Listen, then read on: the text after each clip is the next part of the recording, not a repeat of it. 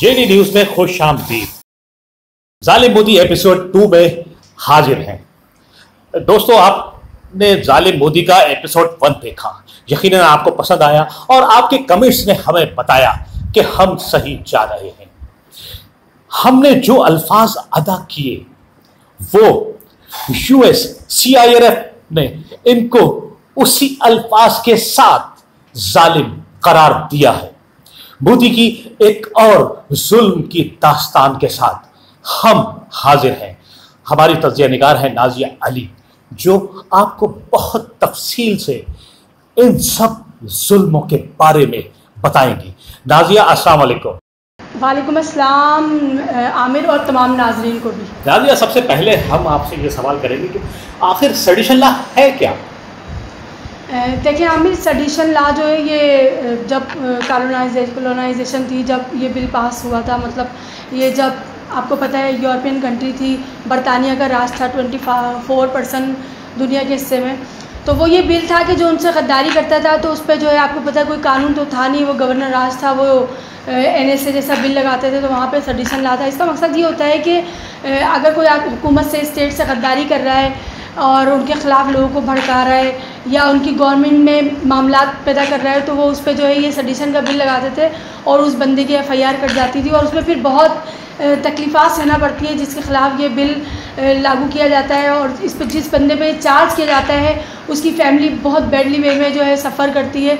तो ये sedition law जो है, बस इसकी मीनिंग आप ये ले लें कि ये हुकूमत या स्टेट के ख़िलाफ़ गद्दारी है ये जो बिल है। लेकिन मोदी जो है और मोदी की जो हुकूमत है वो RSS के जो गुंडे हैं वो इसको बहुत बुरी तरह मुसलमानों पर और मासूम नियत लोगों पर अप्लाई कर रहे हैं। तो बस यही गद्दारी है इसका नाम।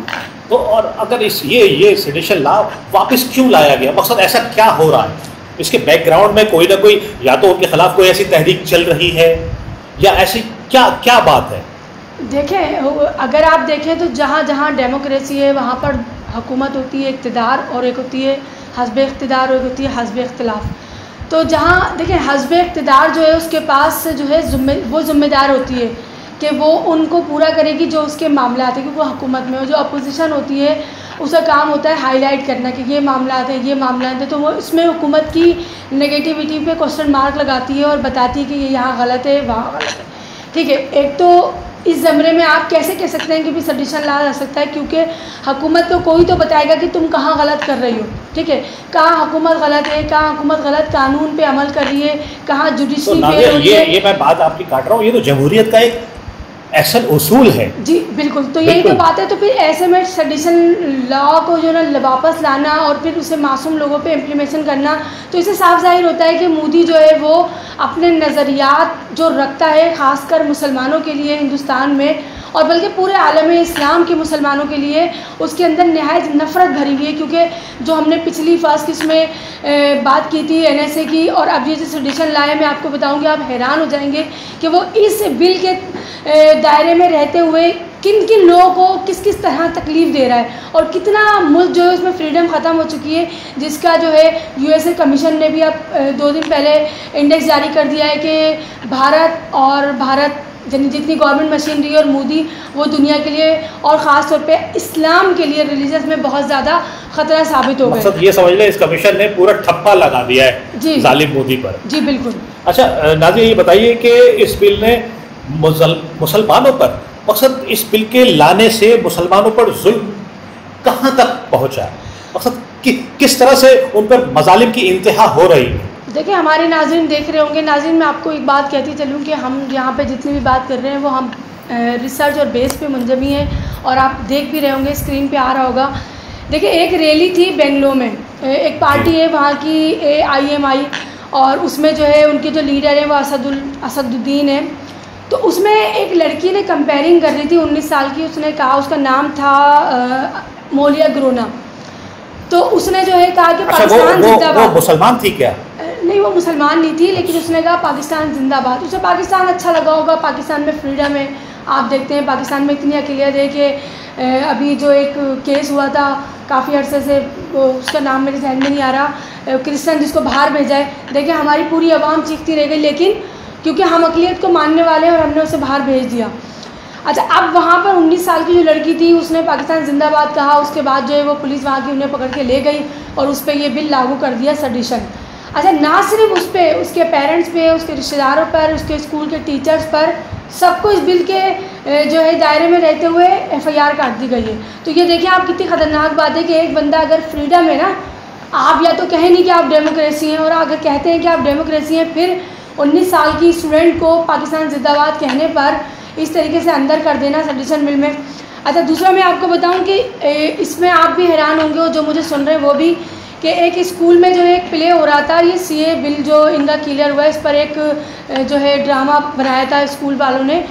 उसमें एक 4th क्लास के बच्चे ने जो इस बिल को अगेंस्ट कहा, यानी कि ये इस बिल को हम नहीं मानते। तो उसकी जो रिकॉर्डिंग चली वो उनके थाने पहुंची, और थाने ने उस रिकॉर्डिंग के बेस पर उस बच्चे को, जो कि 6-7 साल का बताया जाता है, और ये हिंदू अखबार में आर्टिकल में मौजूद है, उस बच्चे को जो 4th क्लास में था उसको आप क्या कहना चाह रहे हैं कि मतलब उस 6-7 साल के बच्चे पर उन्होंने FIR बनाई और ये कानून उस पर इम्प्लीमेंट किया? जी बिल्कुल। ये बहुत दुनिया के अंधी हो गई है, मतलब 6 और 7 साल के बच्चे पर इतना बड़ा जुल्म। देखिए, कर्नाटका की पुलिस जो है अंडर सेक्शन 12AA और 504 जो है, इसमें अगेंस्ट शाहीन स्कूल जो है उसका नाम है, वहाँ के उस बच्चे को 4th क्लास के, और जो उसके साथ दीगर स्टूडेंट थे उनको, उनके टीचर्स को, उनके प्रिंसिपल को, उनकी मैनेजमेंट को, और उस बच्चे के पेरेंट्स को, सबको उठा लिया गया था, ठीक है। और सबकी बहुत सख्त ट्रायल चल रही थी, और इवन कि उस बच्चे के ख़िलाफ़ ये FIR भी काटी गई है कि वो मुल्क का गद्दार है। आप सोचें कि एक 4th क्लास का बच्चा जो गद्दार का मकसद भी नहीं जानता है कि गद्दारी क्या होती है, हुकूमत गिराना क्या होती है, हुकूमत के ख़िलाफ़ बात करना, वो मासूम बच्चे, उसने 2 लाइनें रटी और उसके बाद जो वो प्ले हो गया। तो आप ये देखें कि यहाँ पर हमें क्या नज़र आता है, ये मोदी का कौन सा चेहरा है। तो ये सेडिशन बिल किसी बड़े आदमी पे लगाएं जो वाकई गद्दार है। अब आप ये देखिए, जब 4th क्लास का बच्चा महफूज नहीं है हिंदुस्तान में, तो एक बड़ा इंसान कैसे महफूज? नाज़िया, मुझे इस पर इस सवाल के जवाब जो आपने दिया है, मकसद मुझे मेरे जहन में एक बात आ रही है, क्या आप क्या कहती हैं कि पाकिस्तान में कानून नहीं है? क्या पाकिस्तान में हमारी एजेंसियां सोई हुई हैं? मकसद जब 7 साल 4 साल के बच्चे पर इंडिया ने ये लागू किया है, तो हमारे चैनल्स पर बैठकर, नाज़िया मैं बड़े अफसोस के साथ ये बात करने जा रहा हूँ कि हमारे चैनल्स पर बैठकर हमारे टीवी एंकर पाकिस्तानी वो जब फौज को क्रिटिसाइज कर रहे होते हैं और पाकिस्तान को बुरा भला कह रहे होते हैं, तो हमारा कानून कहाँ सो जाता है? क्यों उनके खिलाफ आवाज़ नहीं उठाते? क्यों उन पर बैन नहीं लगाते? आपने एक ये अल्फाज कहा कि हमारी एजेंसियां बहुत एक्टिव हैं, और हमारी जो ISI है वो दुनिया की 3 साल से नंबर 1 एजेंसीज़ में से है। देखिए, एजेंसीज़ वो एक अलग पहलू है, आप प्रोग्राम रखिएगा तो बात करेंगे कि एजेंसीज़ की अपनी क्रेडिबिलिटी होती है, एजेंसीज़ के अपने नेटवर्क होते हैं, और वो कितने कम बजट में कितना बड़ा काम कर रहे हैं। तो हम तो खैर खराज तहसीन पेश करते हैं, लेकिन हाँ, आप जो बात कर रहे हैं मीडिया की, मैं उसके बारे में कुछ कह नहीं सकती, क्योंकि हमारे यहाँ का जो मीडिया है वो मनमाना मीडिया है, जो उनके मन में आता है वो करते हैं, और मुझे नहीं लगता कि उनको नेशनल इश्यूज़ के साथ जो है कोई लगाव है, वरना वो इन चीज़ों को जो बिल्कुल आपने सही कहा कि उनको लगाव नहीं, वो खिलवाड़ कर रहे हैं। अदना सी तालीम रखते हैं, अदना से तालिब इल्म होकर हम इन बातों पे इतनी गहरी नज़र रख सकते हैं, तो हमारा जो मीडिया है वो क्यों नहीं रखता? खैर, अच्छा, एक और स्कूल में आपको बताऊँ, वो श्री राम पाल में एक स्कूल था, वहाँ पर जो है बाबरी मस्जिद को उन्होंने ये दिखाया था थिएटर में कि बाबरी मस्जिद दोबारा से बन गई है, ठीक है। उस प्ले को जो है वहाँ पर एक RSS के लीडर आए हुए थे, मैं नाम यहाँ पे नहीं लूँगी, लेकिन उनके अखबार में बाकायदा ये आर्डल हिंदू अखबार में आर्टिकल छपा है। उसके बाद उनको बहुत उत्साह है, उन्होंने जो है वो वहाँ पे फ़ौरन कंप्लेन की स्कूल के ख़िलाफ़ कि बाबरी मस्जिद दोबारा क्यों ये थिएटर में क्यों दिखाया गया है। उसके बाद वो पूरे स्कूल की मैनेजमेंट को, वहाँ पर भी क्लास 6 का बच्चा था, उसको उठा लिया और तमाम मैनेजमेंट को उठा लिया। बात यहाँ पर ये है कि देखें, ये सेडिशन जैसा बिल है, NSA बिल है, और ऐसे कितनी चीज़ें हैं जो हम अपने नाजरीन को बताते रहेंगे इंशाल्लाह, ज़िंदगी ने मौका दिया। तो बात ये है कि हुकूमत, हम जो है बहुत फ़ाइट कर रहे हैं, हमारा मुल्क जब से बना है पाकिस्तान आज तक फ़ाइट ही कर रहा है, और हमारी जंग ही सिर्फ़ और सिर्फ भारत से। लेकिन हमारी जो एजेंसीज़ हैं, हमारी जो आर्मी है, पाक आर्मी, उनका इतना तो खौफ है कि मोदी या कोई भी हुकूमत जो वहाँ पे इक़्तिदार में आती है, पाकिस्तान को हराने के, पाकिस्तान को ख़त्म करने के नाम से वो खुद ही ख़त्म हो जाती है, वो खुद तबाह हो जाती है। ये अल्लाह का एहसान है, ये अल्लाह का हम बहुत बड़ा एहसान है। और ये हमारी जो एजेंसी का शुक्र है कि हम जो है अपनी मुल्क में आज़ादाना तौर पर अपने तमाम रस्म व रिवाज, अपने त्यौहार मनाते हैं। वरना आप देखें जो इंडिया में मुसलमान हैं वो तो बहुत तकलीफ़ में, बहुत तकलीफ़ में, क्योंकि उनके पास जो है मुख्तलिफ, उनको हर तरीके से पीसा जा रहा है, हर तरीके। ये ऐसे खौफनाक बिल जिनकी अब कहीं मिसाल नहीं मिलती।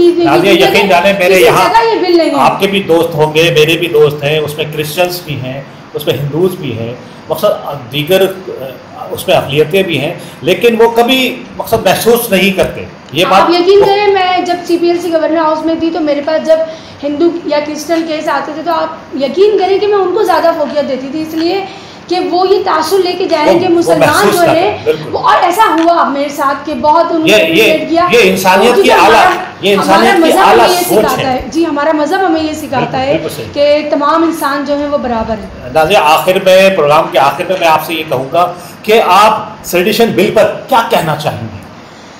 देखिए, सेडिशन बिल पे मैं ये कहना चाहूँगी, जो थिएटर होता है वो जो है आईना होता है, और सहाफ़ा जो होती है वो भी आईना होती है। भारत का जो मीडिया है उसमें से कुछ मीडिया काफ़ी हद तक जो है वो ये चीज़ें जो है दिखा रहा है कि मुल्क में कितने मजालिम हो रहे हैं मुसलमानों पर। दूसरा ये कि देखिए, मोदी ने बहुत कोशिश की, और जो लोग इंडियन अखबार पढ़ते हैं वो यकीनन इस चीज़ से बहुत अच्छी तरह वाकिफ़ होंगे कि उसने गूगल से और यूट्यूब पे और जितने भी हैं यहाँ पर कहा कि अकाउंट ब्लॉक करें, ये झूठी खबरें बना के मुसलमान दे रहे हैं, यहाँ मुसलमानों पे कोई जुल्म नहीं हो रहे, ये सारी गलत खबरें। मोदी बहुत परेशान है बेसिकली, क्योंकि थोड़ा सा समझिएगा कि सेडिशन बिल ये बहुत तकलीफदायी, ये सारी बातें पहुँच रही हैं इंटरनेशनल मीडिया पे और हर जगह। अब इनका बुरा वक्त आ गया है और ये हर जगह से इनकी पकड़ शुरू हो चुकी है। अब जो ये दुनिया की ग्लोबलाइजेशन बदल रही है, कोरोना के आने के बाद आप देख लें सुपर पावर तब्दील होने जा रही है। चाइना, अल्लाह करे कि सुपर पावर बन जाता है तो चाइना का बेहतरीन दोस्त है पाकिस्तान। तो ये है कि इंशाल्लाह मैं इस सेडिशन बिल पे ये कहना चाहूँगी कि अल्लाह ताला हमारे लिए अच्छा वक्त ला रहा है, लेकिन हमारे तमाम मीडिया को इन चीज़ों को हाईलाइट करना चाहिए कि मोदी के मजालिम क्या हैं और मोदी किस तरीके से जो है मुसलमानों पे जुल्म और सितम करने के नए नए जो है हथकंडे लाता है और उन्हें तकलीफ़ात पहुँचाता है। देखिए ना, ये जो है मैं अपने वज़ीर आज़म इमरान खान से भी ये दरख्वास्त करूँगी, तमाम इंटेलिजेंस एजेंसी से भी, कि वो इन सारी चीज़ों को, ख़ास तौर पे महमूद शाह कुरैशी जो हमारे वज़ीर ख़ारजा हैं, कि वो इन सारी बैनुल अक़वामी अदालतें और इंटरनेशनल जितने भी जो है दरवाजे हैं उनको खटखटाएँ और वहाँ ये सारी चीज़ें दें, क्योंकि ये उनके ख़बरात में मौजूद हैं कि किस तरीके से मोदी मुसलमानों पे मजालिम कर रहा है, ताकि इन द फ्यूचर जो लोग मुसलमान भारत में रहते हैं वो वहाँ पे महफूज हो सके, क्योंकि हर इंसान का हक है कि वो आज़ादी से आज़ाद पैदा हुए और आज़ाद मरे, अपने तौर पर अपने रस्म व रिवाज को बनाए, अपने मज़हब के तौर पे वो अपने तमाम अखलाकियात जो हैं, जो भी काम है वो उनको करे। तो वहाँ पे इंडिया में मुसलमानों के साथ बड़ी तकलीफ़ है, बड़े मराहिल हैं, उन पर जो है इंटरनेशनल मीडिया को एक्शन लेना चाहिए और हमसे भी जितना हो पाकिस्तानी मीडिया हज़ारों जी तो उस पर काम करे। बस यही मेरी दरख्वास्त है। अच्छा नाज़िया, आखिर में मैं ये कहूँगा कि मुझे जो नज़र आ रहा है, महसूस हो रहा है, क्या जालिम मोदी पर दुनिया बैन लगाने वाली है? देखिए, जालिम मोदी पर दुनिया क्या बैन लगाएगी, अल्लाह ने बैन लगा दी है। अल्लाह ने बैन, अल्लाह की पकड़ उसके यहाँ हो चुकी है, क्योंकि जुल्म की एक इंतहा होती है। अल्लाह ताला अपने बंदों पे उतना जुल्म मतलब देख सकता है जितना वो बर्दाश्त कर सकते हैं, देता है। अब बात यहाँ पे ये कि ये एक प्रोग्राम आप रखिएगा तो हम मोदी का तमाम जो इस साल पूरा इंडेक्स हुआ है वो अभी देखिए, अब इस वक्त वो ट्रंप पे जिद्दा है। आने वाले इलेक्शन में ट्रंप किसी तौर पे नहीं आएगा, क्योंकि जो जॉर्ज मॉनसन थे वो हट गए, अब वो एक अलग कहानी है, लेकिन वो इनके अगेंस्ट है। पर वो कंपेन शामिल हो गई है जॉन बॉर्डन में, ठीक है। अब जो इलेक्शन लड़ने जा रहे हैं ट्रंप के अगेंस्ट में, वो मोदी से सख्त नफरत करते हैं। वो चाइना के दोस्त हैं, उनका बेटा जो है वो चाइना की कंपनी में बहुत बड़ी अथॉरिटी को लेकर चल रहा है। तो इन द फ्यूचर हम ये देखेंगे इंशाल्लाह कि मोदी बहुत जलील व ख्वार होगा और वो अपने साथ साथ जो है भारत को तबाह बर्बाद कर देगा, भारत को जो है बहुत हिस्सों में बांट सकता है। उसका ये नज़रिया, उसकी ये सोच जो मुसलमानों के लिए नफ़रत है, वो उसको तबाही के रास्ते पर लाकर खड़ा करेगी इंशाल्लाह। इंशाल्लाह नाज़िया, अल्लाह करे कि ऐसा ही हो। बहुत शुक्रिया नाज़िया आपका। और वीवर्स, आपने देखा कि हमने नाज़िया ने जालिम मोदी को किस तरह किस तरह उसकी एक एक बात को हम बेनकाब कर रहे हैं, और वीवर्स हम करते रहेंगे। क्यों? इसलिए कि हम अपने उन मुसलमानों से मोहब्बत करते हैं, हम इंसानों से मोहब्बत करते हैं कि जिन पर जुल्म हो रहा है। और जुल्म कौन कर रहा है? जुल्म करने वाला है जालिम मोदी। इसी के साथ हमें इजाज़त दीजिए। अस्सलाम वालेकुम।